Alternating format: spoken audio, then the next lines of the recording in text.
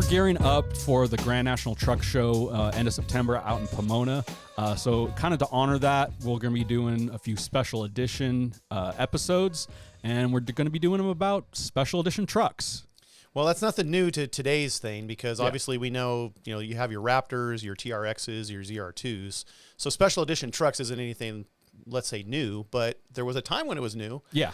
And there's a lot that we should really talk about, because there's been a lot of special editions. Well, and then there's an abundance of special editions. Some of them were very limited. Some of them became extremely popular and are still sought after today. So I think we're going to kind of talk about some of those ones, some of the more oddball ones maybe, and kind of just what we've seen or what we remember a little bit, because you kind of had some of these trucks that, yes, they wanted to maybe make them cooler or make them sell more, but if you really dive into some of them, they were just trying to get rid of old parts and make something a little bit fancier, put a little bow on it and sell it out the door. Right. So, let's hold on. Let's back up a little bit, because really, like I said, special edition trucks before, let's say, the 70s were pretty much like for work vehicles. So you had like your railroad trucks or your forestry trucks. Or you had like a NAPCO, Apache, which was just four-wheel drive off-road. Right. But things that were purpose-built for work. Yeah. Because remember, trucks were made to work. They weren't passenger until vehicles. The 60s, especially late 60s with this, C10, as we, kind of call that specific model, the 67 to 72. Yeah, they were very work oriented. Right. I mean, even in the 67 to 72s, there was more long beds made, than short beds. Yes. So but I think too, with the 60s, you had all the muscle cars with all those special editions appealing to the younger buyers. I'm sure that probably had an influence on the truck market to do some special editions for those. I think you're absolutely right, because you look at like the Copo Camaros, for example, where you could pre-order a race car, or even just an SS, Camaro SS, or Impala SS, and the Z28s and all that stuff. Right, and that was obviously clearly a marketing ploy for people to buy their cars. Yeah. And they made those special editions to make them a little more creature comfort or a little bit more horsepower. People got excited about that, so that was very popular, leading all the way into even into the 80s.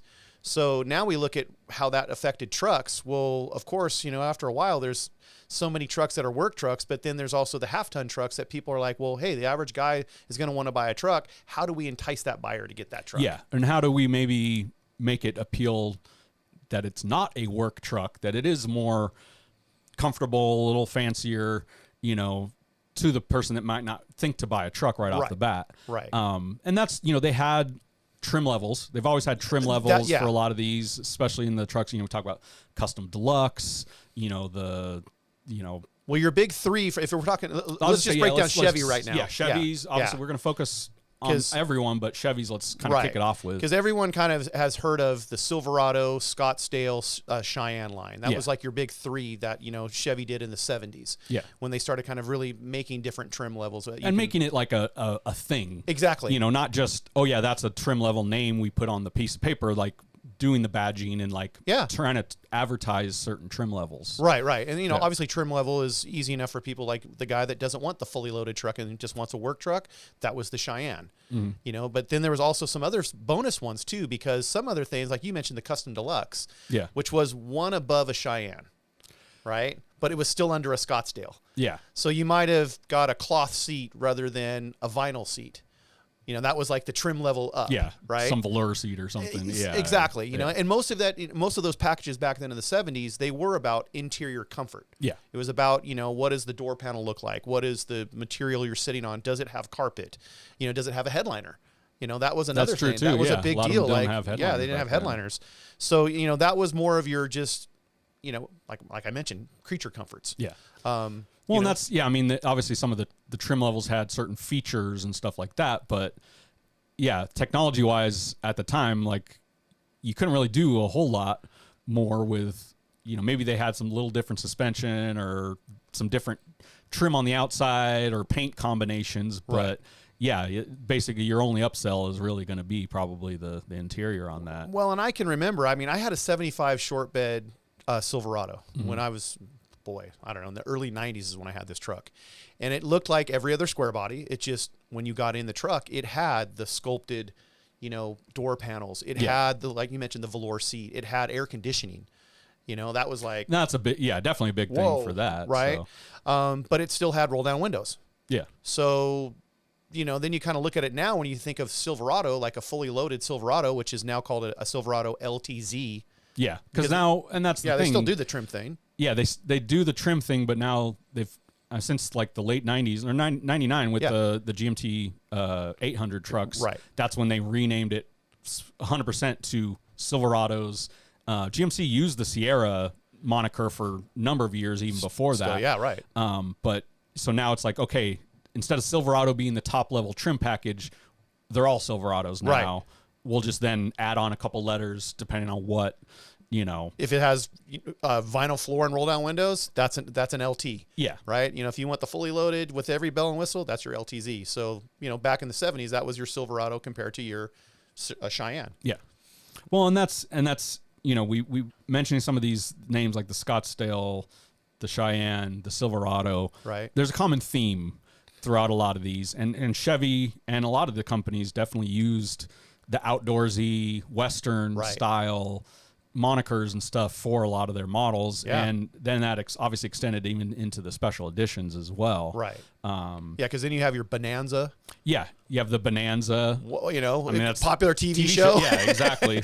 And even then, like on the GMC side, they've always kind of tried to cater a little more towards the upscale truck driver. Right. The guy that goes to the office and the job site versus the guy that's just, slinging mud around in the, on the slab and stuff. Right. But yeah, so they had, in the 70s, they had a couple long beds, but they were well more upgraded inside. Oh, yeah.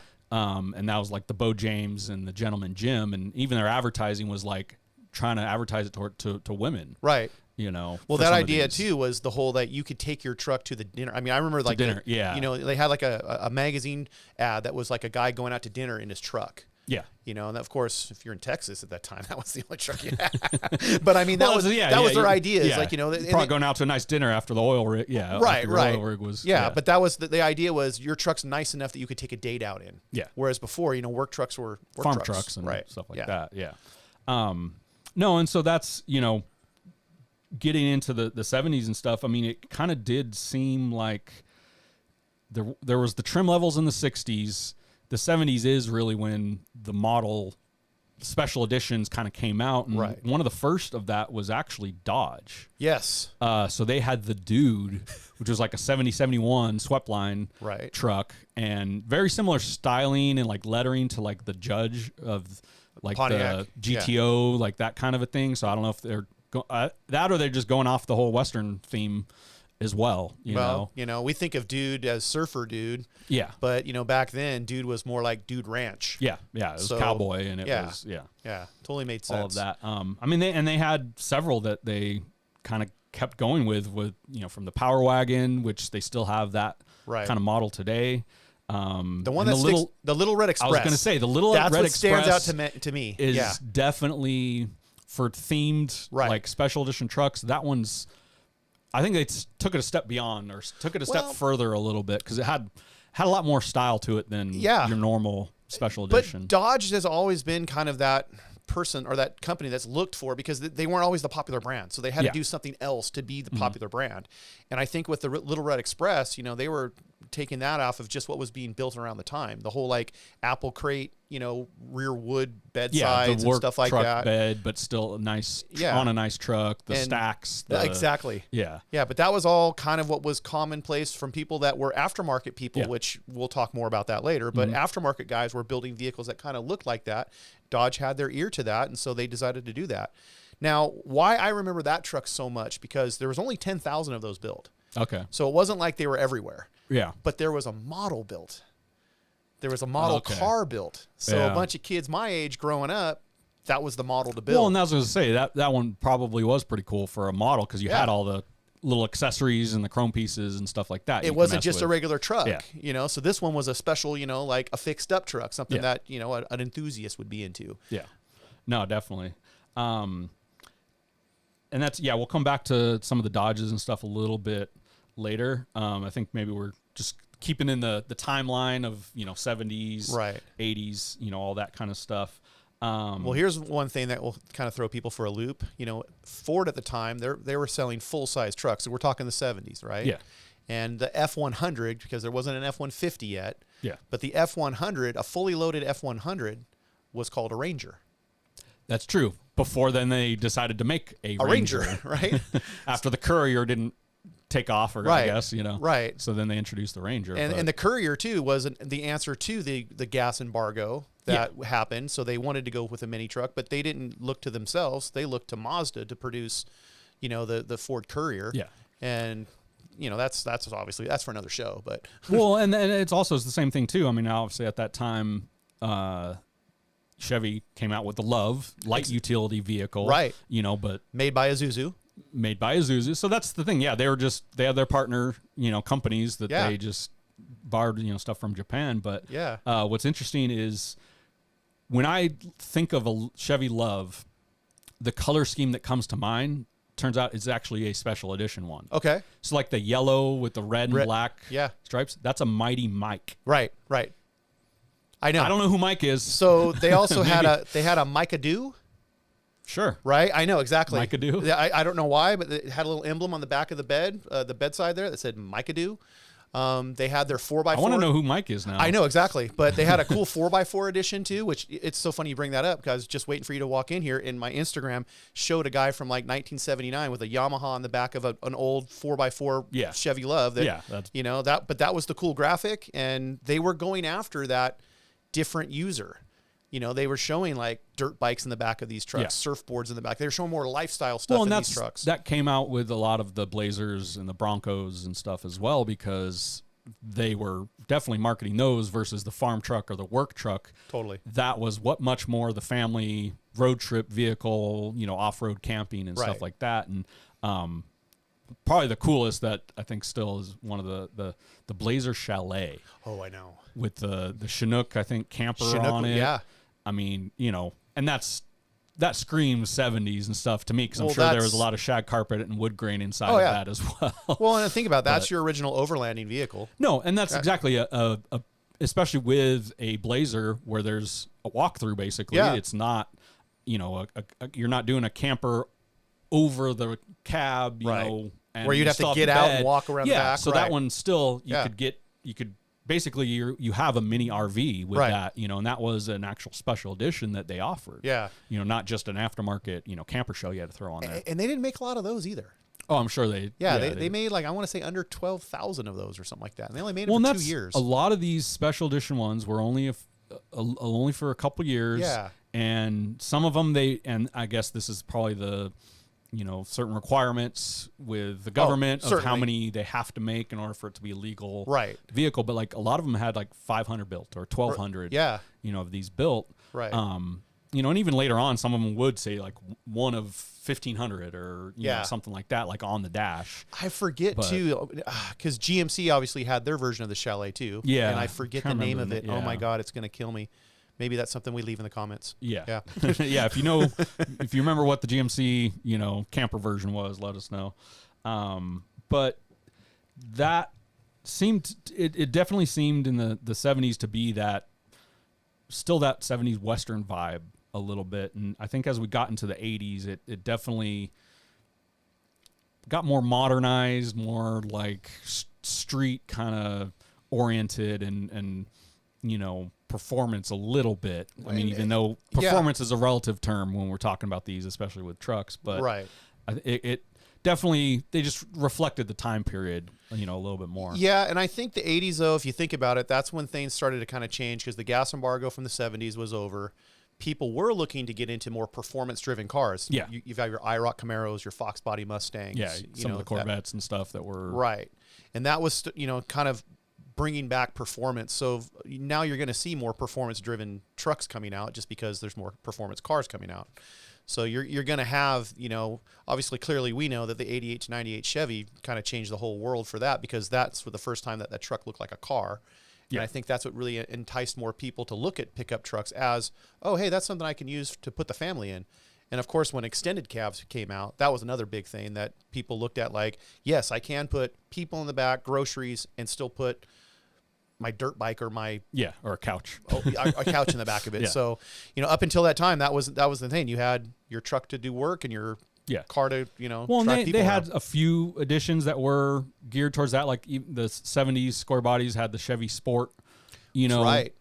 In both step side and fleet side, which, had a little more styling to it and was a little more two-wheel drive, street oriented, but definitely, with the 454 SS, there's that really, popped it off. But we also got to look at like the Cyclone.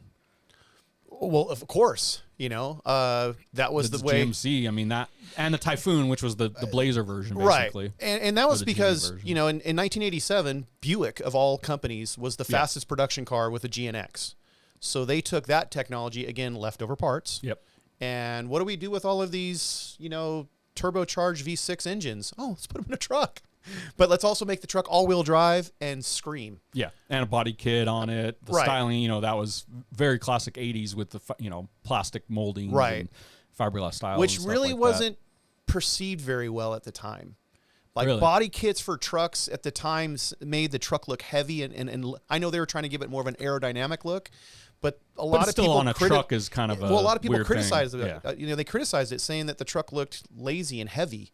Mm-hmm. And, I could see that at the time. You look at it now and you think a Cyclone wouldn't be a Cyclone without all of that body cladding, so that front balance and all that stuff. Right. But the other thing too we got to remember is at that time, Ford's still not left out in the cold either, because Ford came out with a Lightning in the 80s in the box version. That's true. Right. Yeah. I mean, a lot of people would say Lightning, you think the red, Paul Walker truck from Fast and Furious, but even earlier than that, they had the Lightning. Right. I mean, and that was the old box style, the 86 to, 96 or something like that.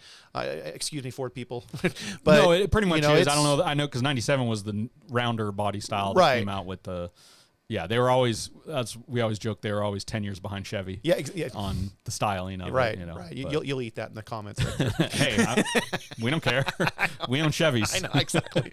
But but those trucks too, when they came out, it was a supercharged V8. Yeah. Which, if you looked around, Mustangs weren't supercharged. Oh, even so at that time, no, it wasn't a. So that was like to look and say, like, who's wonder why they decided to start off with a truck for that. Because, you look at, how many supercharged Mustangs, they built millions, probably not millions, but they built tons of supercharged Mustangs since then. But that was, the Mustang didn't get a supercharger until the Terminator in 1993. So the Ford truck had a supercharger from the factory on it before the Mustang did. Right. Huh. Even Ford Thunderbirds had superchargers before Mustang. So that was kind of, I think what they were doing is they were just trying to play like, well, where's the popular brand and who's going to pick it up? Also remember this, Ford at that time was the king of truck sales. They still are more for because obviously the fleet sales factors into it. If you removed the fleet sales from Ford, it would probably be a different story, but and what's interesting too, so we're talking about the 80s, late 80s more with that Lightning. They also did a lifted Bigfoot edition that they sold at the dealerships. Right. At that time, that same, big boxy Ford, but it was, F-250, the Super Duty basically. Right. Bigfoot edition. Yeah. But I don't think it really took off that much. They obviously made a handful of them, but. Right.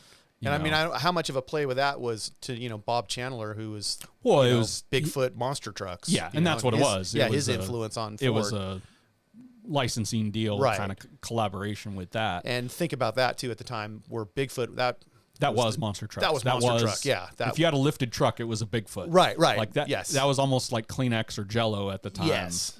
So they could definitely get away with that. But, it's kind of a bummer that places like Toys R Us aren't open anymore, because how many kids right now that had a Bigfoot Power Wheel are now adults, and they're probably like, man, I wish I had that. couldn't even fit into that. You couldn't even fit in it. But I would say those things got pretty popular. Yeah. Let's see. Well, let's talk about a few more Ford, where they took this too, because Ford was actually one of the first guys to start to outfit vehicles with non-automotive companies. True. So you look at Eddie Bauer edition. which again, too, I'm a child of the 80s. So, everybody's dad had a Ford Bronco Eddie Bauer, and that was a big deal. Yeah. And basically it was just like cloth seats that had a little Eddie Bauer logo on that's a lot of times it is just kind of badging and right. a couple other little options or something like that. But they Eddie Bauer's like an outdoor it's an apparel brand. Exactly. Yeah. Like you think of them as like an LL Bean. Yeah. Right. They were like a backpacking company. And I think that's probably what they were, a backpacking company from the early, 1920s. And oh yeah, for sure. This was probably the biggest thing that they did was to license that. But, Ford still licensed things like that to this day. I mean, look at the King Ranch edition. There is a King Ranch in Texas. Yeah. So well, and that's what's interesting. And we're jumping ahead with this, but it makes some sense. There, King Ranch became a very popular, edition with the Ford trucks. And of course, Chevy has their Texas edition, right? Try to play off that. And then even in the last few years, Toyota, being that now all their trucks are made in Texas, right? They have the 1794 edition, that's right, which is basically your King Ranch edition. It has some wood accents, it has some more saddle raw leather tones in it, and stuff like that. So it's kind of just going back to, the trying to appeal to that rancher farm truck owner, that wants a little more comfort and luxury, but they're still wearing cowboy boots and, a hat and stuff like that. Right. So, that's some of the later Fords, definitely have catered towards some different audiences as well. Cause you had, and this came out in the 80s and the 90s, and now they're bringing it back, but the Ford Lobo edition, which is kind of your street version of that. Yeah. Which is funny, is what they call the trucks in Mexico and other Latin American countries is the Lobo, the wolf. Yeah. And so they have that edition. They've had that edition for the last, several iterations of Ford trucks. Right, right. It's kind of like the more street kind of performance version that we still look at and go, yeah, and he still needs another 4 inches of lowering, and still needs bigger wheels, still need, but it's appealing, selling a truck and appealing to an audience this big. Okay, we're going to do a special edition that appeals to this audience, but let's make it appeal to that audience. Exactly. So that's kind of how a lot of these, have come about, where they have hints of a trend or a style, but not like too far into it or too extreme. What's really cool in the last couple of years is they've spun off to create the Grand National Truck Show. This year, September 26th, 27th at Pomona Fairplex. We'll be out there with a booth doing some live podcasts. Yeah, if you're a truck fan, this is a show you want to go to, because clearly they're going to crown, again, the world's most beautiful truck, the Wombat. It's open to all year, make, models of trucks. This is not just a classic truck show or a hot rod truck show. C10s, square bodies, we're going to have a couple OBS trucks out there, but even mini trucks. I mean, what was really cool, you had a dancing bed competition there last year for all the mini truck guys. September 26th, 27th. You can get all your tickets at rodshows.com. You can register your truck for inside or outside drive-in, and you can even get tickets discounted at O'Reilly's. That's right. Don't forget that. So and come visit us. That's it. Yeah, come by, say hi to us. We're going to be doing podcasts. We're going to have some giveaways. Yeah. So come check it out. The Grand National Truck Show, Pomona Fairplex. We'll sell you the seat, but you'll only need the edge. Okay. So if you've been following us on Auto Revolution and checked out some of our OBS Clash build series, or even the documentary we did a few years ago, you know we do a lot of stuff with Beltec suspension. What's really cool is they partner with us to give you guys free shipping on every order that you use the code AutoRevolution at beltec.com. Once again, you can get free shipping on everything from OBS lowering kits to Jeep and brand new lift kits, sway bars, shocks, you name it. You can get it at beltec.com. Use the code AutoRevolution at beltec.com to get free shipping. Now back to the show. Well, let's think about this. The manufacturers, they do a little bit of homework, but not a lot of homework, because they really look to what the enthusiasts are doing on the streets, and that usually has something to do with the next model. Case in point, the Raptor. The Raptor was 100% engineered and developed by enthusiasts at the SEMA show. I will say that because I remember being on the team, and they literally would ask. Ford designers would come out when they would give us the dollar trucks, and I know that seems really funny, but Ford has a program where they actually give enthusiasts a vehicle for $1, and then you have to fix it up and represent Ford for 18 months. Yeah. So during that time period, they'll send out an engineer, and that engineer will sit down with you while you're building the truck and will ask you a series of questions. Why'd you do this? Yeah. Why are you doing this? Yeah. Right. Why did you pick this over that? And they'll say like, well, what's so much better than, our vehicle, or why are you doing something to our vehicle that you think is going to perform what we're doing? So they would ask you all these, battery of questions. And then all of a sudden we started to look over at, they built a Raptor. Then what the hell? No, I mean, and that's, I know you've even mentioned this too with like the Harley Davidson edition of like you actually doing a full rendering of that. Full rendering, right. Harley collaboration, kind of a deal, all the colors, the orange, the silvers, right. And then obviously Ford then takes that and makes their own version of it. Makes a model of it, right. And, throughout for 20 plus years. Right. And that's they always have looked, the OE companies have always looked towards the customizers, the aftermarket guys to see what the trends are, what they're doing and what they can do next. But yeah, they still have to appeal to a wide audience. Right. They're not going to necessarily appeal to that one guy. So they might take some elements of certain things to kind of pop on and go, oh, well, these guys are color matching stuff. So let's have an edition that's all color matched. Right. Okay, that's going to be like your midnight editions or your, what's the Dodge one? Warlock edition, which is, so everything's blacked out. Yeah. And, right. Stuff like that. So they're going to kind of create those certain things. But when was the Raptor came out in early 2000s or mid 2000s? Mid 2000s. Mid 2000s. Yeah. I think the 2-door ones came out in like 2001. And then, and those are super rare. I was going to say, because that was even the older body style still a little bit on that. But when the second generation Raptor, I think is 2005, maybe? Probably, because that was the brand, that 2004 was the newer body style redesign and stuff like that. Yeah.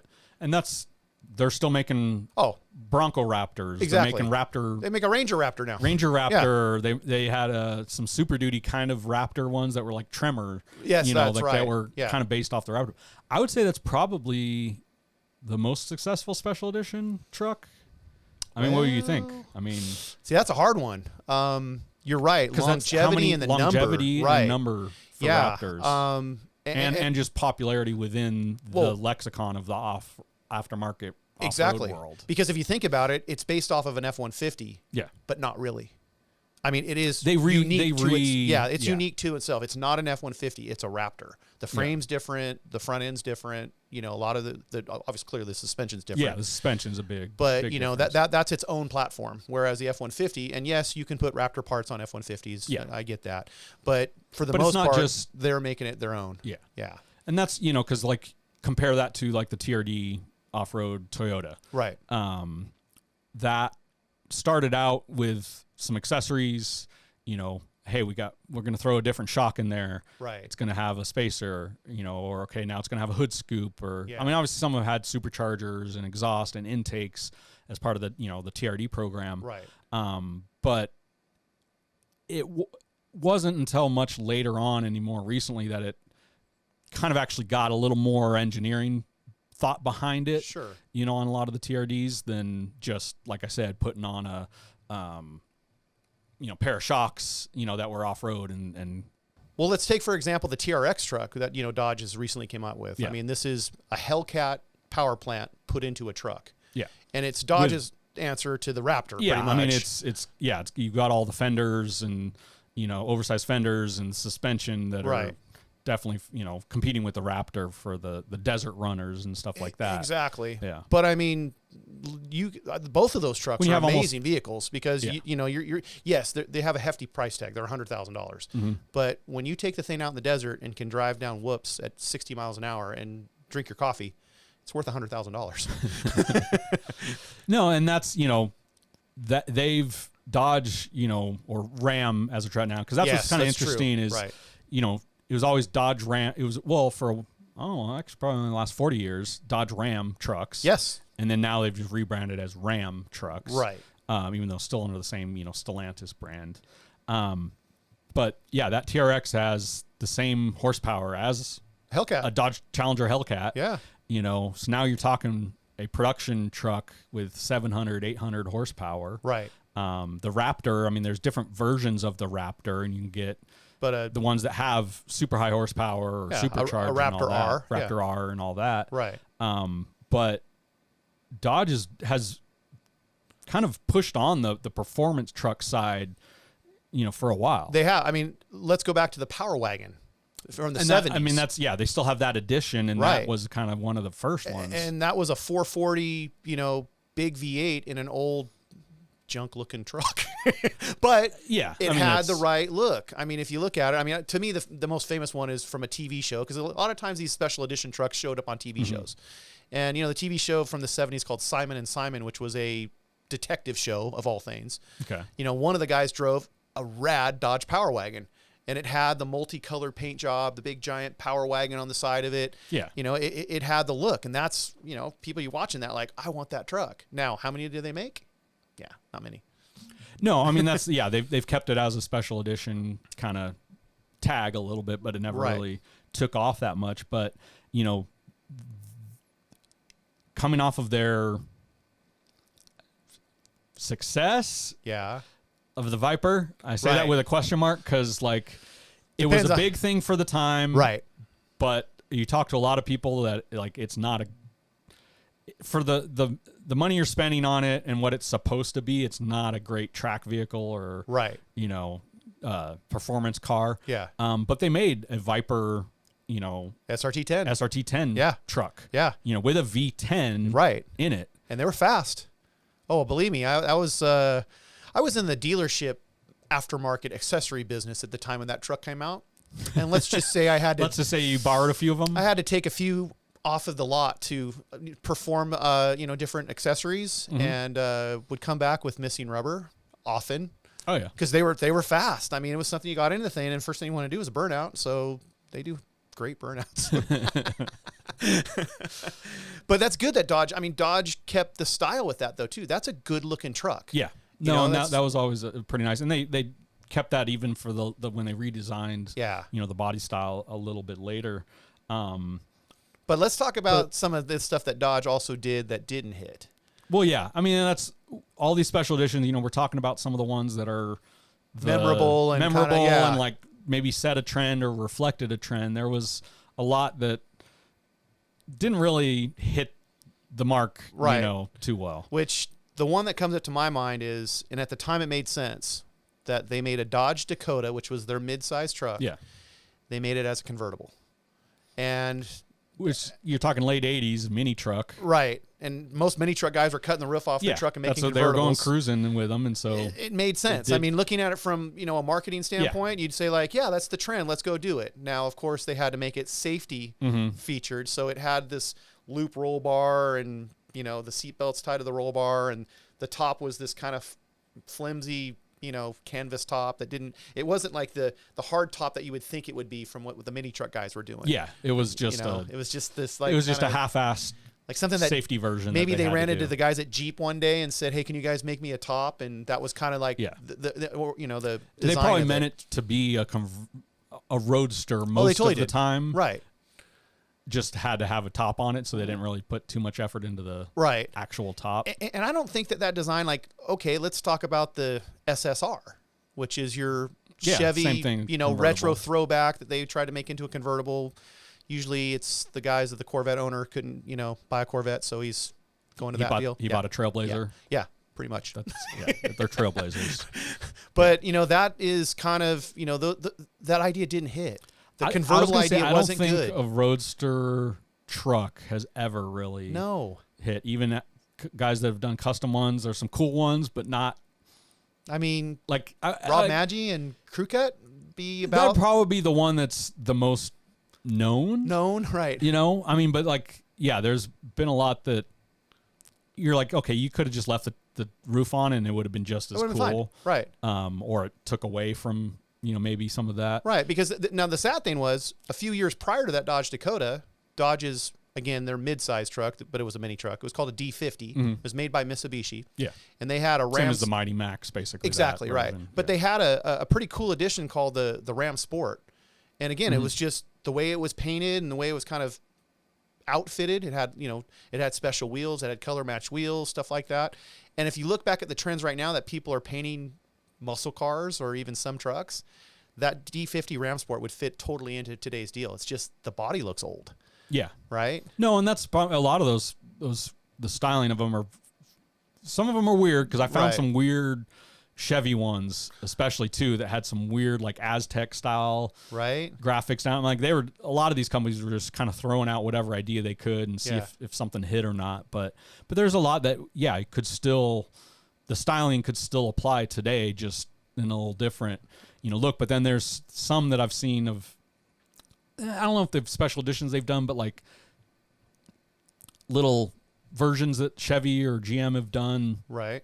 Maybe just for the SEMA show or just for display, that have the retro theme. Yeah. That doesn't really work with the newer body style. No. Toyota's done that as well, to some degree, like their anniversary editions with the striping and stuff. Like that all kind of works. But some of it's like, okay, now you're just trying to put something that's 40 years old on a brand new body. Right. And it's, the reason something was done back then maybe was because a body was designed a certain way, right? Which doesn't apply till what they have today. Well, so. I also like you brought up the fact of leftover parts, and one that kind of comes to my mind is the Ranger Splash, where mini truck that was very popular. Ford Ranger was extremely popular, and they decided, well, what happens when we put a step-side bed on a mini truck, which makes it absolutely worthless. I mean, what are you going to put into a well, that's the thing. Truck? You're taking a foot and a half or whatever out of the inside width of the bed, right?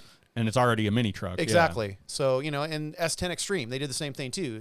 They basically just put more cladding or a body kit on an S10 and called it, hey, look at this. This is extreme. Yeah. But extreme at the time, that was a word that you could have put extreme on peanut butter, and it was sold. Extreme, not not spelled the normal way. So is it anything like that? But that was trying to appeal towards the younger crowd, right? With the S10 Blazer, with the S10, that extreme edition was meant to be kind of your modern or your young importy kind of kid, right? Kind of style it after that. Yeah, you're not using an extreme for a work truck. You're not. No, of course not. With a Ford, with a Ranger Splash either. So yeah. I mean, you were talking about mini trucks. There were just as many special editions and collabs and stuff with those. Right. Obviously, I think more on those. Actually, they've gone after a lot of the off-road market a little bit more. Well, I think a lot of that has to be that at the time, we're talking 80s when this is happening. 80s, and a little bit into the early 90s, but both Toyota and Nissan were both headquartered in Southern California. And I mean, there's a Nissan hardbody that was a special edition that they did a collab with Body Glove wetsuits, where it had like Body Glove's actual logo with a wave on it. And that was called I forgot, it was called something funny. I don't think it was called Wave Runner, but they would say, I know. But having both of those companies here in Southern California, they looked at what was popular in Southern California, which off-road and desert racing was very popular. So even Toyota, for many years, they sponsored Supercross, and would always have a special edition Toyota truck on the track during Supercross. And even still to this day. Right. No, exactly. Yeah. And so then Nissan saw the same thing, and they went after the Mickey Thompson events. Yeah, the stadium off-road trucks. And they even produced a version called the Desert Runner. And it was supposed to be, it had like a light bar and a push bar in the front. And it's supposed to have like oversized tires and better shocks. Yeah. But other than that, it was a Nissan hardbody. Yeah. Right? No, it's all slight upgrades. Yeah. Slight, yes, it's got more performance off-road shocks, but like incrementally more. Not enough to necessarily do a whole lot with, but enough to give you the look and maybe a little functionality out of it. And then the funny thing too is we look at the success of Ivan Stewart in those years, and you would think that Toyota would have poured on like a whole program of selling Ivan copies. They didn't. They used all of the colors, and that's how TRD kind of got formed. Yeah. And of course, TRD adopted those colors. and it was funny. They've kind of kept a little bit of the Ivan Stewart thing, but it's not like, because like they have the iForce edition stuff, which is like a derivative of the Ivan Stewart editions, but not. But you would think directly tied to him or anything like that. That's I still to this day, it's just like a marketing blunder. It's like you guys had the guy that ruled off-road racing and ruled mini trucks, and you just kind of let him go to the wayside. Or maybe they figured he's doing it already, so why do we need why we got to do it? Yeah, right. He's already putting the Toyota name out there, so let other people do it. And but that's TRD Pro Edition that we mentioned before. Yeah. Obviously with Tacomas and 4Runners being a huge thing, but that was it's Toyota Racing Development. Right. It was that program that then now let's just they don't have that necessarily to that degree anymore, but it's like, let's make special edition versions that have those elements attached to it. I think we need to finish this off with one that we haven't mentioned. Okay. And we specifically haven't mentioned it because it's kind of one of the popular models right now that everybody's kind of yearning after and wants to recreate or wants to bring back. Yeah. But the funny thing is it started out with, like we were saying before, leftover parts and trying to copy what the aftermarket guys were doing. Right. And that's, I'm sure, maybe you guys can guess, but it's the 454 SS truck from Chevy. Right. Which came out in 1990. Yeah, so 2 years after the new body style had already been introduced. Right. And that was also at the time where they were transforming over from the square body heavier line trucks, your 3/4 ton, 1 ton trucks, over to the newer body style, the GMT 400s. And they basically had a bunch of spare parts left over. They had a ton of, big block Chevy 454s, a turbo 400 transmission that would be, commonplace in your 3/4 ton truck. Yeah. And then a Dana 60 rear end, which in a half-ton truck makes no sense. Yeah. No, and let's put all the stuff from the Suburbans and the 3/4 tons and dualies into a small truck. Into a small truck. Single cab truck. So, right. Which is very hot rod. It is. But also it put a boat anchor into those trucks. Oh, I know. I mean, that 454 was not, I want to say that it had like 220 horsepower. Yep. I mean obviously a little bit more torque. Yeah. But basically 10 years later, you could have your factory LS based 5.3 with more horsepower than your muscle truck. Right. And the other bummer is they still got 7 miles to the gallon. Well, yeah, it was a big block. It was a big block, yeah. Right. But that epitomized the sport truck, single cab, short bed, more car-like, more sleek, right? A little more performance. Had the special edition wheels. Yeah. I think it was slightly lowered. They were, was it? They claim that they were slightly lowered. But that's springs, the thing. But there's never there's not a 454 spring part number. So my guess, because I do know there's different part numbers for springs. Well, no, there's different part numbers for springs if it's a V6 or an extended cab or something like that. Yeah. If you put a 454 into the front of one of those trucks, it's going to lower the front end a little bit. Right. Not with the springs, just because of the weight. Yeah. So, yeah, it probably was a little lower, but that might have just been because of the weight. But here's the other funny thing. And again, too, growing up in that era, everyone loved the exterior look of that truck. I mean, they even even their marketing department, they coined it well. They called it the truck from hell. Yeah. They had like some color match. They only had a couple colors that were more hot rod style than your greens and grays and pewters and stuff like that. Right. But here's the funniest thing. The inside was that burgundy red interior. And I know right now everyone, that's like the holy grail interior to get. And that's and the reason why is because when the trucks came out, nobody liked that interior. It was the eyesore of the truck. And people even said because they had beautiful tan and gray interiors in black trucks, regular Silverados. Yeah. And people would say hey, look, I want the 454, but I want a tan interior. And people like, sorry, special edition only. Yeah. So Maybe they had more of those burgundy red ones because no one else had. No, that's leftover parts. Let's put it in this fancy version. Right. And the first 2 years, because the 454 ran from 1990 to 1993. So your 90 and 91 models only came in black. And then your 92, 93 models, you could order it in red, white. And I want to say there was a blue, but very extreme. I don't know, but Yeah. I definitely red, white. Red, yeah. white, and black. I know they had those, but you know, and of course those trucks, they didn't have. The red truck had a gray interior. So, but they're just not as more sought after than the black ones, because the black one is when you say OG, 454 the truck, original. you say black and red. Yeah. You know, and that's one of the things too that's very, I mean, aside from whatever the packaging or the badging on the side and stuff like that, like Right. difference wise, you had the 454 wheels. Yeah. You know, that were definitely unique, and then the Right. mirrors. Yeah. You know, the 454, the sport mirrors. Right.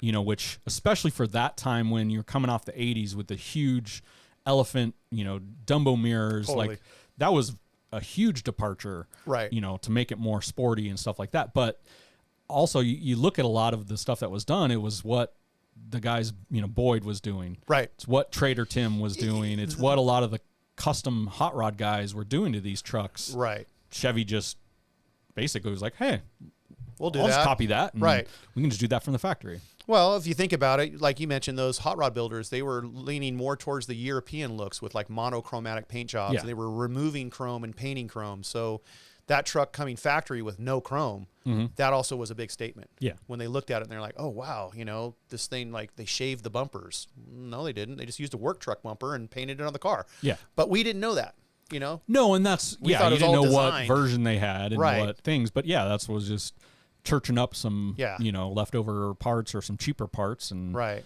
you know, And those trucks, they came equipped with Bilstein shocks exclusively. Like you mentioned, the 454 wheels, which are different than Astrovan wheels. I know people are going to say that are they're they? not, but they're actually, the offset's different. okay. So there are a deeper wheel. Like, for example, Yeah. the 454 wheel is a 9.5, and Astrovan wheel is an 8. So there is a difference. They came with 275 wide tires on a 60 series profile. They were 15, so you had a big wide tire, all four corners. So the thing handled pretty good. It had an oversized sway bar that was from the 3/4 ton trucks. I mentioned that the first year had a turbo 400, but the 91s, they came out with the 4L80. So you had an overdrive transmission in 91. So your gas mileage went up from 7 to maybe 8. 10, maybe downhill. Yeah. And also too, it had just the correct badging. If you look now, most people have a giant sticker on the back of their tailgate that has the bow tie and Chevrolet. Well, that was only for the 454s. That was when they introduced it. Right. Yeah. So, you know, the other one was the badging of the panel. Yeah. You know, like the aluminum right. Chevrolet and Yeah. stuff. So, you know, the difference between that, just even sitting in traffic, you like, that's a 454. So, they're Well, and what's pretty cool. interesting too, it's kind of funny, is that it had that 454 SS, you know, badging on the rear part of the bed, Right. And then you see people that have emulated that, and it says like 350 SS, Right. or it says like something Yeah. else and stuff like that. But you know, just kind of that look and that Yeah. style. But like I remember, you know, 5-6 years ago when some of this OBS stuff were starting to come back a little bit. The 454 SS trucks were the first like hitting over a $20,000 mark, Right. of people buying. Like, okay, you're spending a couple grand or maybe $5,000 or a little whatever on a regular truck, Yeah. but like, oh, it's a 454 SS. Oh, that's automatically 20 grand, 25 Right. grand. So that has, they've held their value, They if you certainly will, have. because Right. that's probably what they were, if not, well, probably way cheaper actually. No, they were about 20 grand, Okay. you know, because even my 93, I have the original sticker from my 93 Silverado, and it was 18.5. Now it's just a regular Silverado, That was- not SS 454. Just or a any of standard that. cab short Silverado. And I mean, it's fully loaded, but Yeah, so it it probably was- would have been a little bit probably more right- little around the 20. time. Yeah. Which made sense. And, you know, the other thing too, we're kind of beating up on it a little bit as well, because, you know, we're talking about how slow it was and the 220 horsepower, and it's got But bad for the gas time mileage. period. For the time period, it was fast. Yeah. It does great burnouts. If you're able to actually drive one and do donuts, it's miles for miles. Yeah. But on the freeway, no, they suck. They Yeah. bounce off. They're still a truck, right? So I think a lot of people also took note of that, and that's also why a lot of guys got into extended cabs. So Yeah. It's just something a little more comfortable, and especially too, that was the way things were going as SUVs and trucks got more popular, more family friendly and oriented. So then, you know, now basically if you're getting a crew cab truck and almost nothing else. That's a unless family it's car now. Fleet, yeah, it's common. Right. But what is really cool is the 454 SS went away in what, 93? 93, you said? yeah. After that they had the Impala SS that was Right. very popular, and they were planning on making more SS editions, but from what I read, the insurance companies at the time Yes. were looking at anything that was a performance sports edition, Right. or anything like that, obviously knowing what people were doing with them. So like they kind of went away a little bit with the SS moniker Right. for a while, but then early 2000s, I think 2003. No, 2001, you come out with the SS, Silverado SS. Yeah, Yeah, right. okay. Which is your 6.0 all-wheel drive extended cab. Extended cab Right. with the body cladding. Right. So like kind of like learning what they needed to have done with the 454 SS trucks, like the Silverado SS, they really kind of made a good, those things were hugely popular, not just for the styling, but the performance was there. I know a lot of people bitched about it only being all-wheel drive. I know. Especially like if you had to get it towed home, it was a little bit of a pain, but they're still nice trucks. I have a neighbor that has one, and it's a beautiful looking truck. And I remember they've held their value too. Taking those SS bumpers and putting them on regular Chevy trucks. One's on my crew cab. Right. Yeah. So that was a popular thing. Yeah. To do with that. And then, a lot of people were even trying to put the cladding, from those onto different models and stuff like that. But to this day, it's still extremely popular. Yeah. And what's funny is because it was a clean version. It wasn't over the top body kit like we're talking with the Cyclone and Typhoon. It was very sleek. Well, this is what's funny about it too is from the factory, they were only extended cabs. Yeah.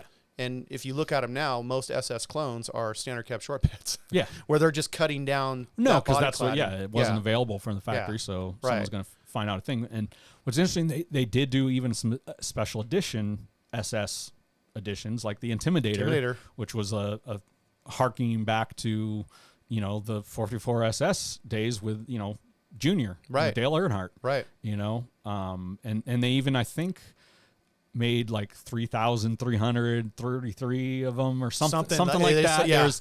They're doing a lot of nods to Earnhardt and stuff like that. But that was your all black one. Yeah. But then they even did some versions just because of how popular the SS was, like your high output. Where it was the Vortex Max. The Vortex Max, where it was the same engine, the 6.0. Right. But it was a two-wheel drive.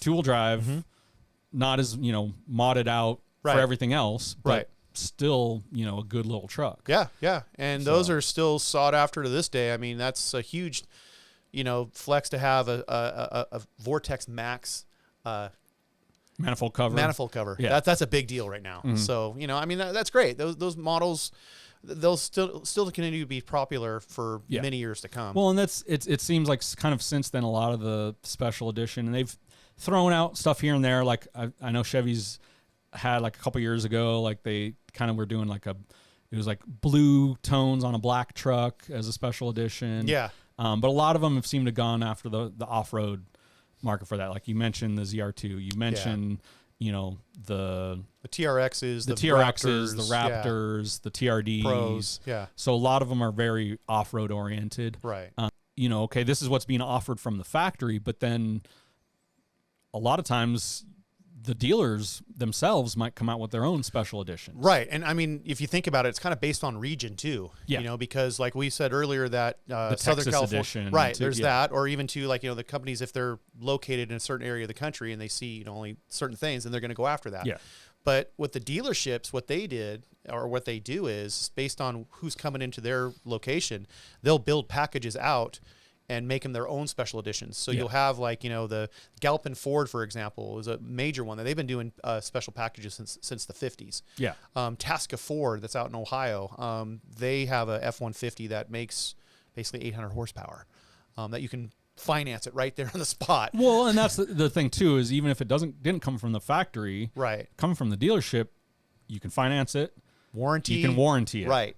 That's another thing. That's a big difference than what, you buying a new truck and taking it to your friend's shop and doing a bunch of stuff on. Right. You're on your own with that, more or less. Right. But that is something that, you know, especially with the 88 to 98 trucks, like a lot of the dealers at the time really kind of took a note of like, oh yeah, well, wait, we can contract Yep. these guys to fix up our trucks, but still sell them and warranty them and finance them through the dealership. right.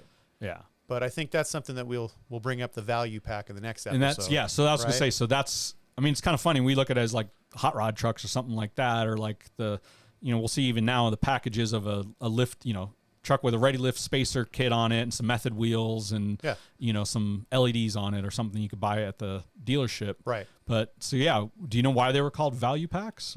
I have no idea. Or is that idea. just kind of what it just stuck. got termed? Yeah, it just got termed. Because that, you wouldn't think that's what you'd call those at all. I mean, most people are going to say, does it come with fries?